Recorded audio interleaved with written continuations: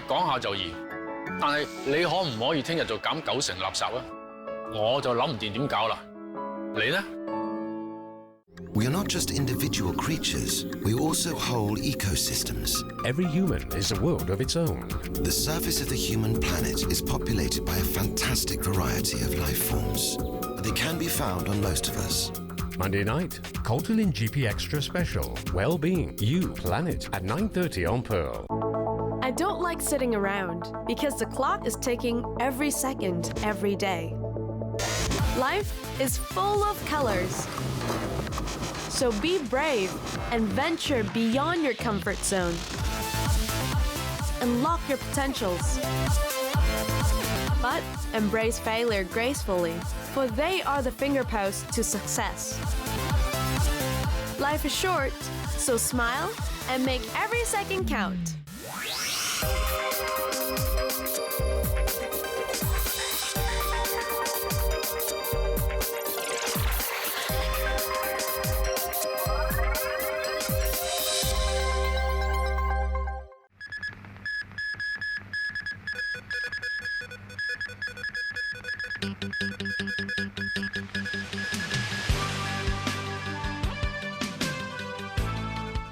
The chief executive rejects curfews as a way to restore order in Mongkok. Student leaders arrested in Occupy protests, among those appearing in court. New hope in the fight against Ebola.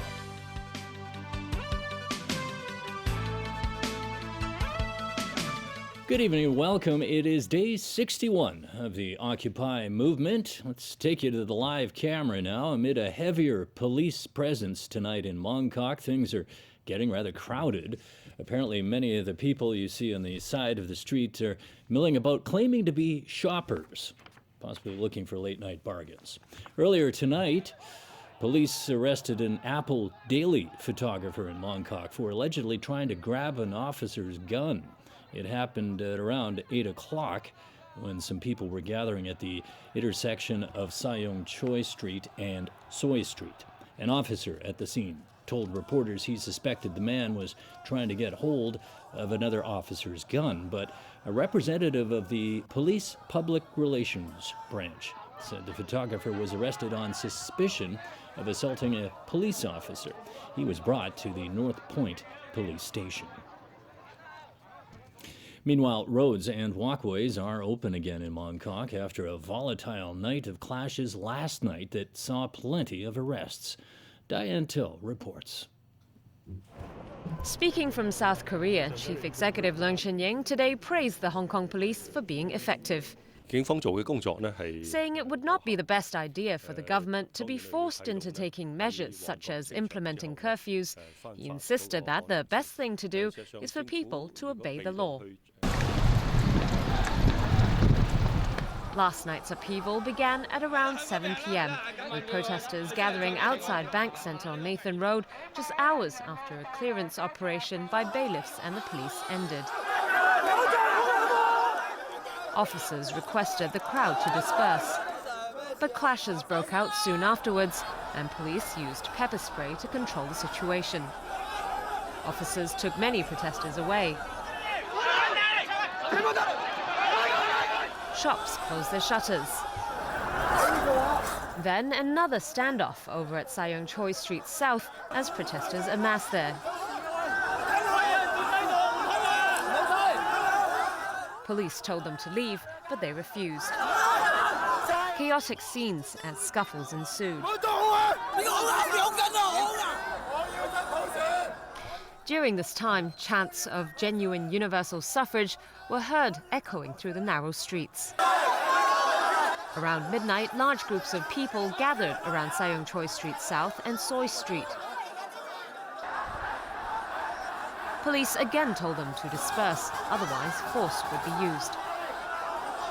The crowd then began flocking to the junction of Argyle Street and Nathan Road.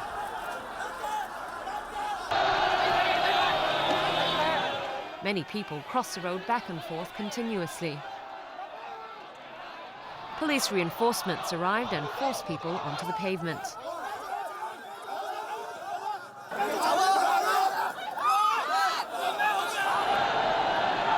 Police tactical unit officers were then dispatched to stand guard in the area.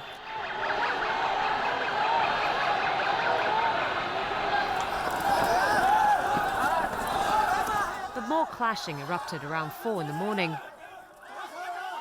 Many protesters were subdued by police. It wasn't until around 5 a.m. that the roads were cleared of demonstrators and traffic could go through again.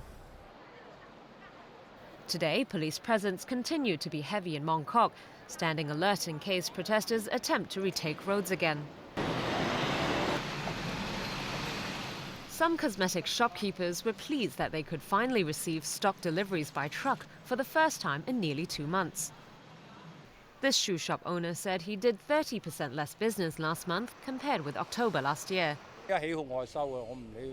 He added that he's prepared to close up shop at any sign of unrest because it's important to protect himself.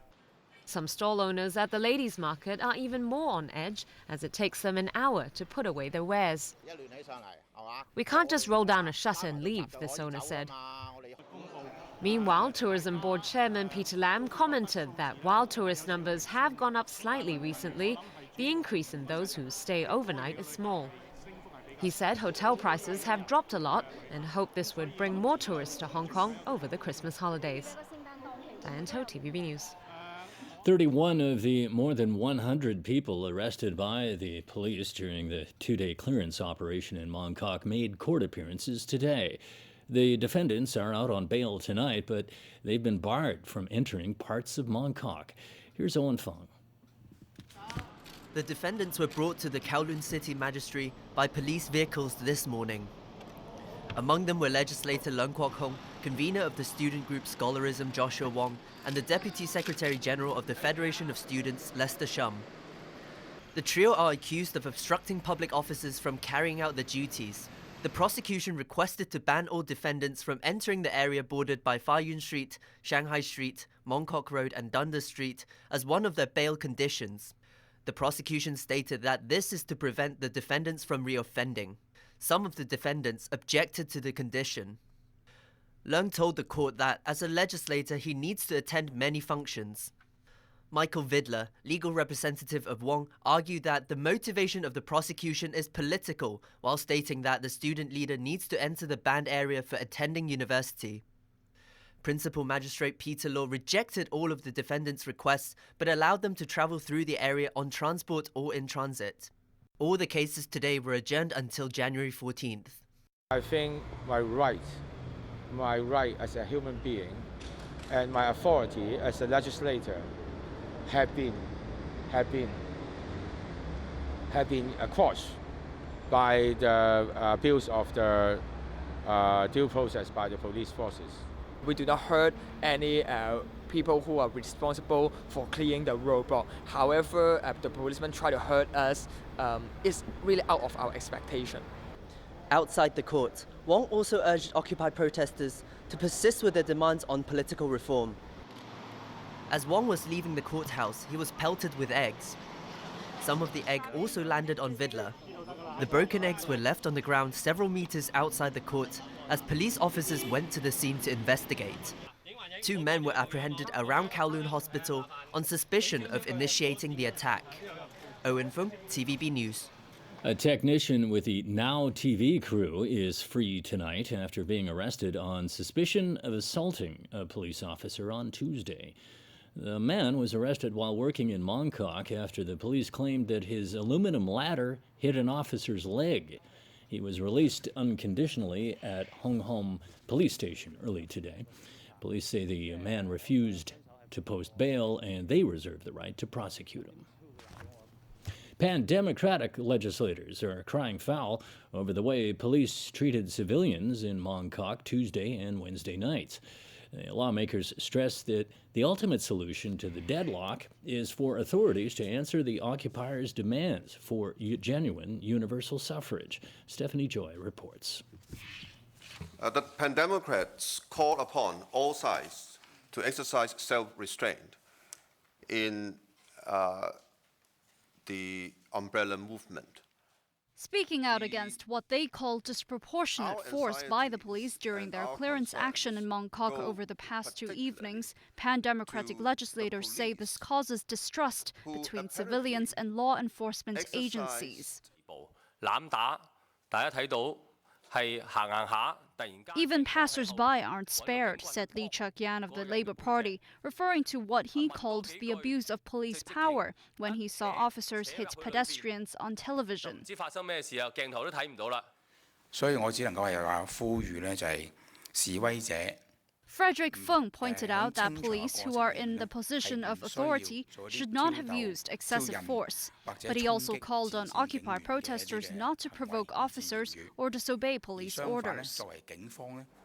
Although the Pan-Democrats admit they're still split on the issue of whether they should encourage protesters to retreat, they say the ultimate solution to the stalemate is for those in power to respond to the people's demand for genuine universal suffrage.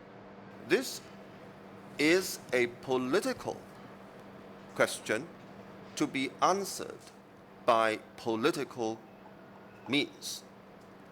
We are very concerned that the Leung Chun-ying administration has been using first our courts, then the police, to a political end. But this is not the way to solve the problem that is haunting Hong Kong. Stephanie Choi, TVB News. 7 police officers who allegedly assaulted Civic Party member Ken Zong at Tamar Park last month have been granted bail. The 7 suspended officers arrested yesterday and released today on bail will have to report to the police next month. The police have insisted that they did not delay in dealing with the case, and they're calling on Ken Zong to work with the police after Zong failed to show up for the identification of suspects. The Civic Party member justified his absence, citing procedural injustice by the police, but added that he is willing to cooperate with police on the investigation. In other news tonight, there is a ray of hope in the fight against Ebola, with encouraging signs from testing of a vaccine. The vaccine appears to be safe and has triggered signs of immune protection in the first 20 volunteers in the U.S. Alan Booknear reports.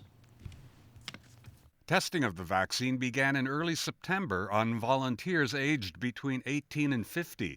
One half of the test group, who received higher doses of the vaccine, produced more anti-Ebola antibodies. The results with the higher dose were really quite favorable. Virtually all of the people who received the higher dose got a very robust antibody response, which is the classical response that vaccines elicit. While researchers reported no serious side effects, 2 volunteers briefly ran fevers of 39 degrees.